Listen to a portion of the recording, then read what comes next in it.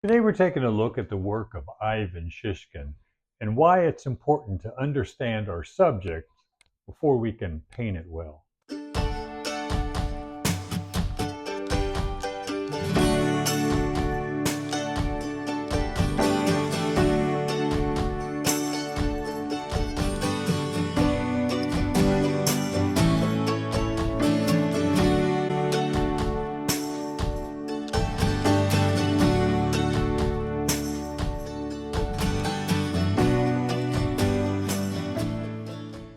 Today we are taking a look at an artist that really knew his subject well, and this is Ivan Shishkin, born in 1832 and died in 1898. He was 66, pretty young, but he did outlive two wives and all of his children.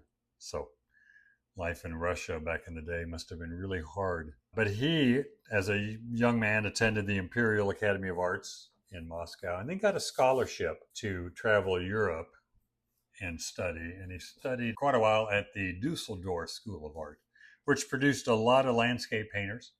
Albert Bierstadt was one of them. Then came back to Russia and became a professor at the Imperial Academy of Arts in Moscow.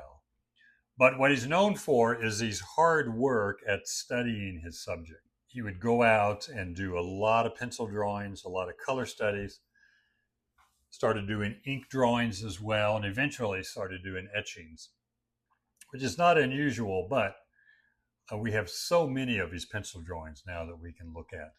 And he did a lot of them, and he did them very carefully. I mean, he really studied plant life, trees, shrubbery, grass, weeds, everything. They say he knew as much about plants and trees as a professional botanist. So that's a lot of study, and that's a lot of loving to draw. They did have photography, and one of the bios said that he did use photography, but I imagine not much. I imagine it was a rare tool because photography was not that easy to deal with back then like it is now, and much more difficult to get it developed. Plus, it was black and white. So he relied more on his pencil drawings, color studies, and pen and ink drawings. So these were his photographs, his drawings. So we'll start with a couple of his paintings. And these are large landscape paintings, very detailed. He handled detail really well. I could not do detail like this. I don't have the desire either to paint this much detail. I really enjoy simplifying. But his detail, unlike a lot of other tight, detailed paintings, they don't destroy the composition or the big shapes. Because detail is when you break up the big shapes into smaller and smaller value changes. And that can really destroy the shapes that make up the composition. And he doesn't do that. A lot of detail, but everything holds together well. You can see layers of trees as they go back, and strong dark and light shapes. They don't just blend into a bunch of detail that can really kill a sense of light in the composition, but they don't here. So his paintings really hold together, but he understands trees and landscape so well. He's not as enamored with color. It's more about the drawing, the values, the composition, and then color is almost like an accent. Now, this is a study because it's not as detailed, but still fairly finished for an outdoor color study. His color doesn't jump off the canvas at you in most of his paintings, but these greens are really nice. But he sure knew how to draw trees. He understood trees. Now, this is one of the drawings. Now, this drawing, guessing, is more of a finished drawing before the painting, because a lot of his drawings are just details of trees, or two or three trees together, or a fallen tree or shrubbery or flowers. And I imagine he puts those together in the studio and doing a finished drawing at the end before starting the painting, so that he has everything here laid out that you don't need anything else than this. Just develop your own color sense and add color to this in a painting. Everything is set up. But his values are simplified. There's a lot of detail, but the values are fairly simple. 3 to 4 values is what I see in most. Now he breaks it up a lot. But when you approach your subject and you simplify the values, look at it and decide I'm going to force it just with 3 values or 4 values or 2 values. It helps you simplify your subject and it makes it more drawable and paintable. Now, this isn't a painting from this drawing, but it's not a very good image either. It's way too small. But you can see how this is backlit trees, just like this is backlit.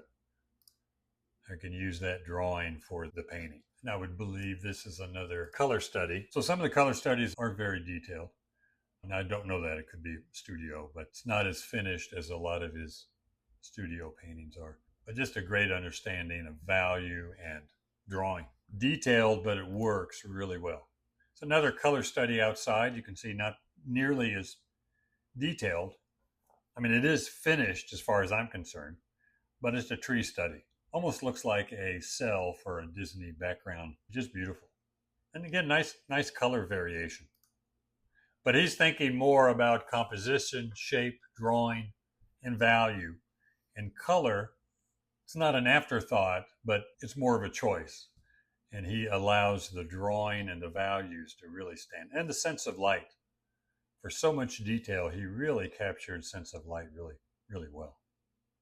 It's easy to lose the light when you break things up to so much detail. So you can think of his painting as really good composition with good values and just a little bit of color. And that does make a beautiful painting. Another tree study done outside. A lot of information there.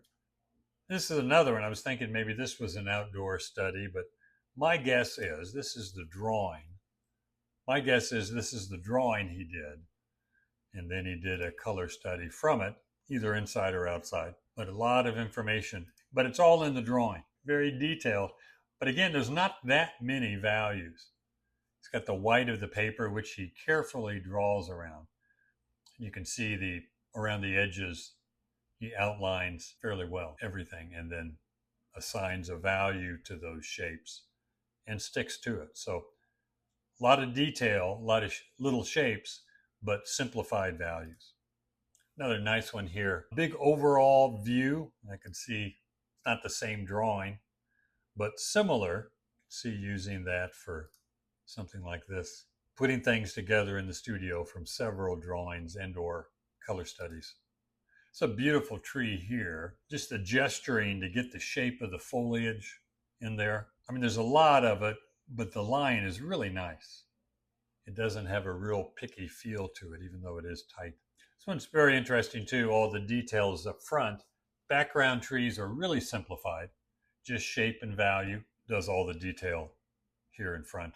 Careful outlining, more than I would want to do, or could do for that matter. I would get lost so easy in all that.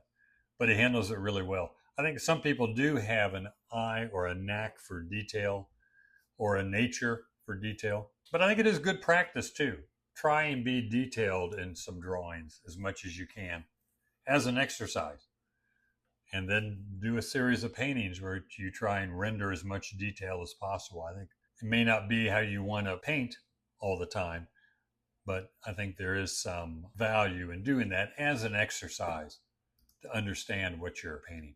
Here are some kind of vignettes of just trees, tree studies, understanding how the branches fall, how the foliage shapes are, tree trunk value, showing texture. A lot of good information there.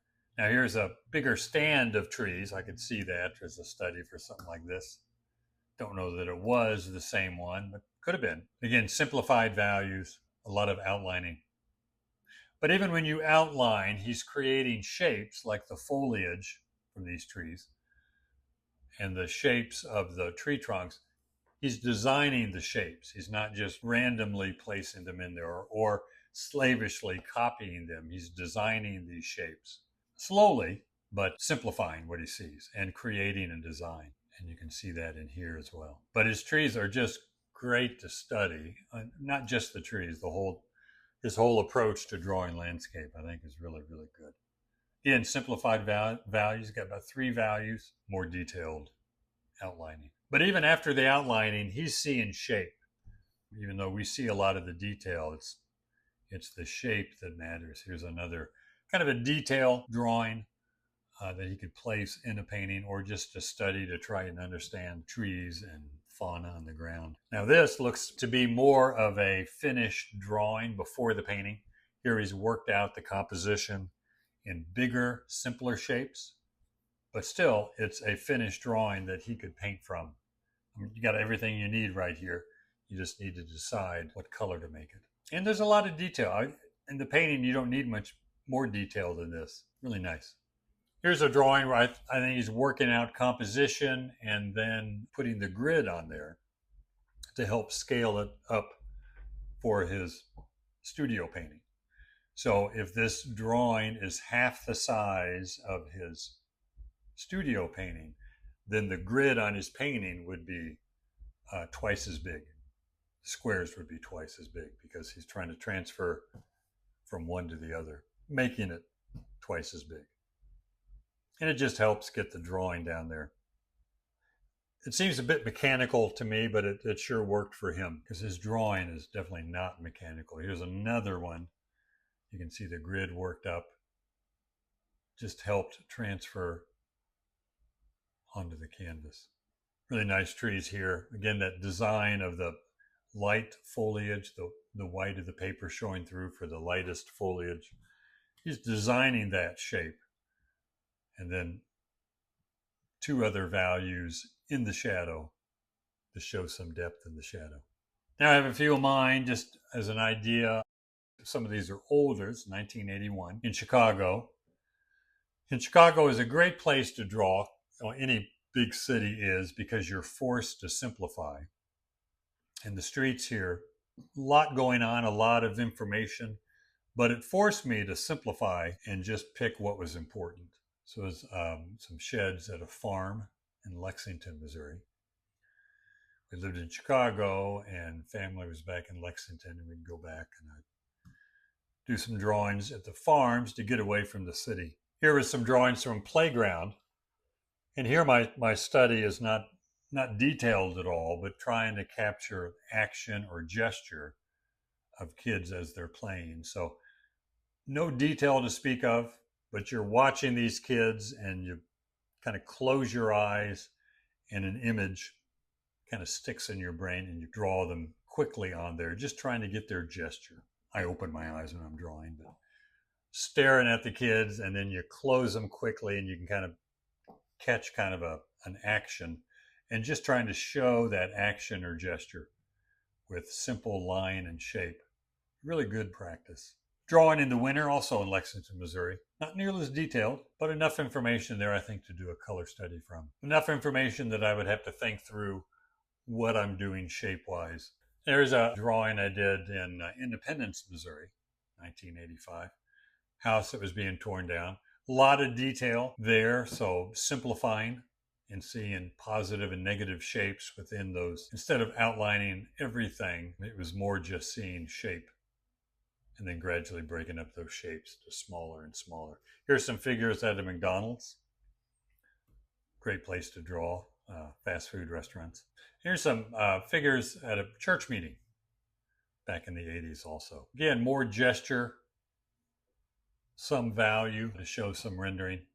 But all that is good practice to understand your subject a lot better. And this was all from life. This one was in the studio, but I did do color study from life. But just reworking the composition in the studio. It's for a 9x12 painting. Just trying to think through the big value shapes. So no detail to speak of. I'm thinking more mass. Simple dark and light, almost just a no-tan. And that helps you simplify and work out the composition. Really helps to do a lot of drawing and studying from life so you understand your subject better. And take a look at Ivan's drawings. I think there's a lot to learn from how he saw things.